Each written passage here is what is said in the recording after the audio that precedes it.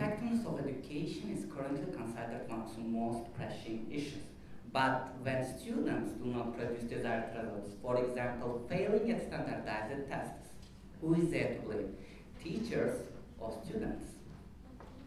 As we know, teachers who are really dedicated to their profession will produce the best outcomes.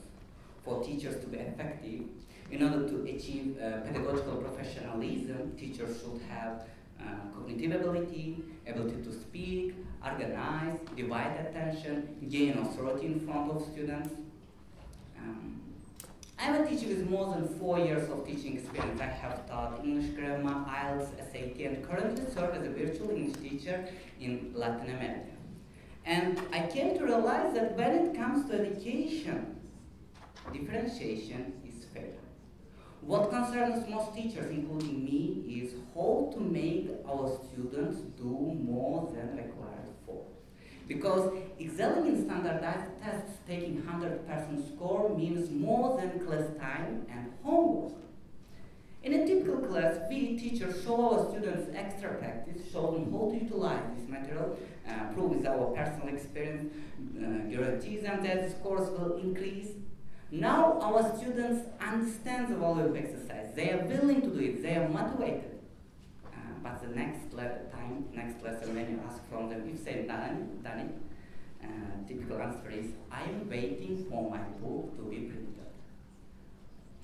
I can prove you, for example, take us, how many of you have got books that you printed, for example, from IELTS, that you know, if you do, will increase your scores significantly, but you didn't even touch it. This can be writing score boosters, vocabulary, mock tests. Only 1 or 2 students from the whole group ever touched on extra practice. There is a problem with this method. It is available for everybody. There is no any competition, there is no any challenge, and for students, extra practice means extra work, not reward. Similar to free education, extra practice available for everybody is undervalued. So, we teachers want our students to do extra. What we can do? Should we make extra practice mandatory and punish students who do not do it? I can assure you from my experience that physical, mental, financial punishment, including motivation, will only temporarily increase students' productivity. In the long term, these means are ineffective. Maybe my students are wrong. Maybe we should find deserving students who really want to study. With Shafi project, we began to teach students from financially poor backgrounds who really wanted to study for free. We printed all the books ourselves. But there were many times that students didn't even do homework, not to mention extra practice. At first I had 10 students, then 8, then 6, and they began to drop classes. So free education is undervalued. What about expensive one? I teach SAT courses and our courses are very, very expensive. My students attend every lesson of mine, but 100% attendance doesn't mean 100% score. I want my students to do more, but they do not want to. What can I do? I believe I found a solution, differentiation. I treat my students differently. In a typical lesson, my classes include required parts, things I have to teach. This can be SAT grammar principle, writing principle, reading principle. I teach to the whole audience, then begin to check my students one by one. Students who didn't do extra, I'm okay with it.